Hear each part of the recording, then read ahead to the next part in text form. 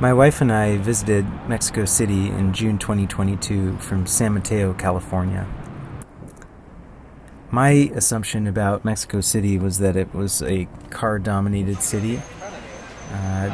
Transiting around the city was choked out with car traffic, and that was the only means of transportation, which is what I'm used to coming from California, for the most part.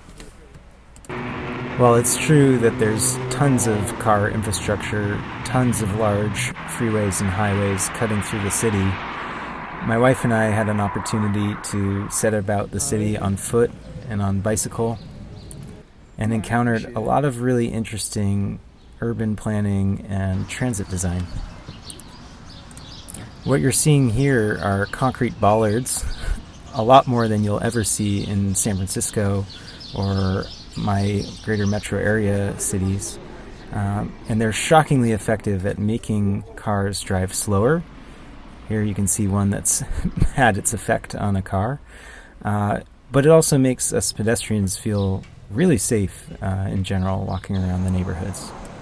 What this clip highlights is how narrow and elevated a crosswalk looks as cars have to slow down as they ramp up to cross the field of transit of pedestrians or bicyclists. That guy's speeding a bit, but overall it felt tremendously safer crossing intersections that look like this as a pedestrian than ones I'm used to in California. You can tell they act as a sort of speed bump that slows the cars down. In fact, speed bumps are not uncommon in many parts of the densest parts of the city. Here you can see drivers of varying risk appetites taking these speed bumps at varying speeds, and they're brutally effective at forcing car traffic to drive a bit slower, which leads to relatively quieter streets. One of the cutest things we saw, besides the kids' parks and how many of them there were, are these cool crossing signals that indicate a countdown, which was really cool, but also a sort of motion graphic illustrating pedestrians who might be waiting to cross. Even the toe tap is a nice touch. The other piece of the city that I was blown away by and am extremely jealous of are these beautifully green, verdant parks with pedestrian-focused spaces, pedestrian-only spaces, and benches. Benches are something that I reflected on not really having in our community back home, and are essential to making these spaces feel human-friendly and welcome. We would come across on walks these incredible public plazas and parks, this case being a dog park. Just a really cool community vibe. People really enjoying life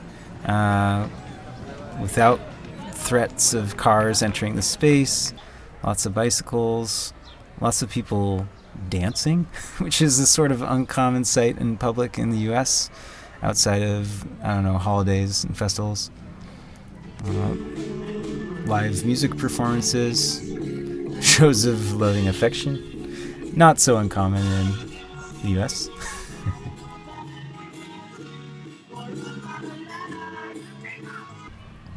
All around, an immense density of benches and public spaces for people to just exist in public.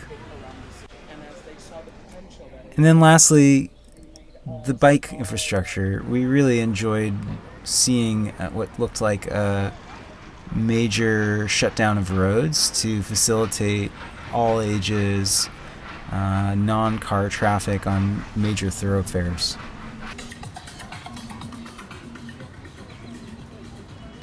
It looked like city volunteers were fixing anyone's bikes for free that needed it, even gig delivery workers from companies like Rappi. Lots of help, not long lines, and enormous public spaces that would ordinarily be choked by honking loud cars were taken over by thousands, possibly over 10,000 folks on bicycles. Over the course of the day, I wouldn't be surprised if it was tens of thousands of people.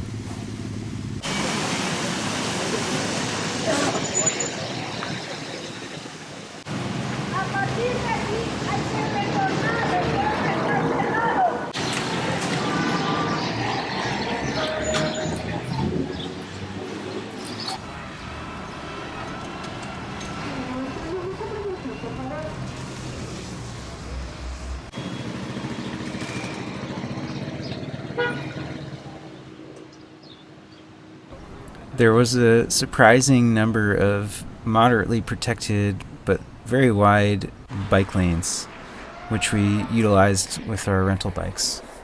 This is something that I was surprised to see, and there exists some in San Francisco, virtually none on major thoroughfares in the suburbs where I'm located, but it made for a really pleasant visit to the city. Definitely recommend visiting. Definitely spend your time outside. Get out of the house. Don't do what this guy's doing. Go and visit Mexico City. Enjoy.